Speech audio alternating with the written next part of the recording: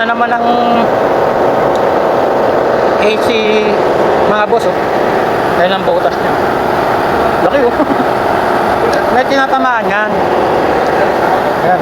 Habang umaandar, nagbabibrate. Nakukuskus siya. Yun, butas.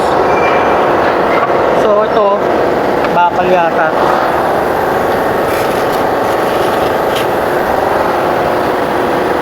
Ay, hindi, aluminum, oh. Ayaw kumapit, eh, oh. Aluminum to.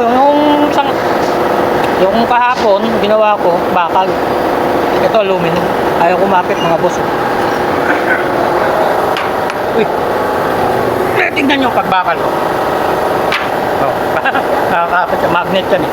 Kaya hindi ako nawawalan nun kasi na-magnet ko yung gagawin ko kung kakapit siya o hindi. Para alam ko yung chemical na ipapang welding ko. Kasi ito, pang brass, pang copper. Tapos yung pang aluminum, ito. Tinatago ko kasi may hinihiram nila tapos hindi na binabalik. Ganyan mga ibang lahi pag lang hiram, wala nang balikan. So yan. Pag aluminum, ito mga yan, aluminum yan. Nakakalat yung mga pang welding ko rito ng stick. Ayan, aluminum. Ito naman copper, eh. Kulay dilaw. Dito naman yan. So ito, aluminum. Weldingin natin baka boss.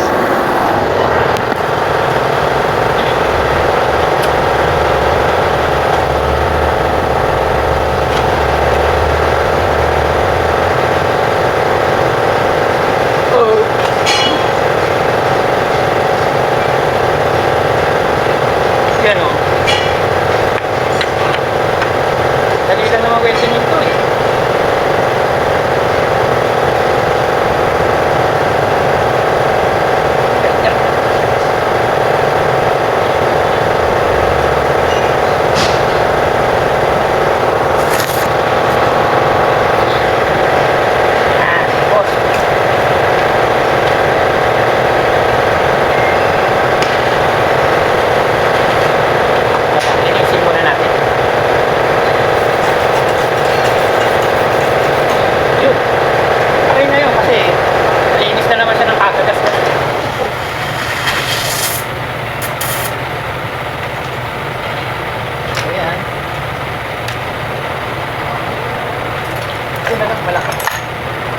Tabunan siya kagad.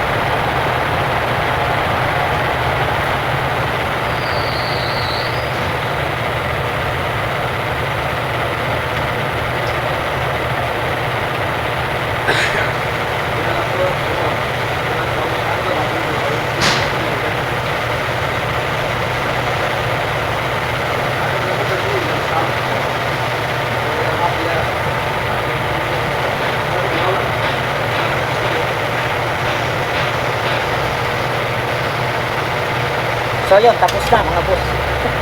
Kinapalan ko na para masagi man siya uli. Medyo dapat kasi may ano yan eh, merong tawag dito, lalagyan nyo ng goma mga boss para yung parte lang naman na may sinasagian, sapinan nyo ng goma yung mga flaps. Yun, maganda, matibay. So yan. Yan. Testing natin yan. Mahina 150 real dyan sa labas. Sakit lang ano. Sa 150 real, nasa 2,000 mahigit sa atin yun mga boss.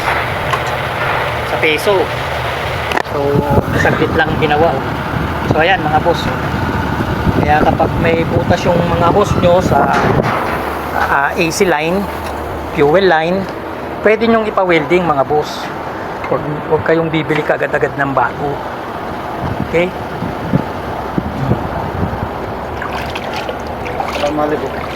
Yan. Okay na mga boss. Te-testing na lang natin yan.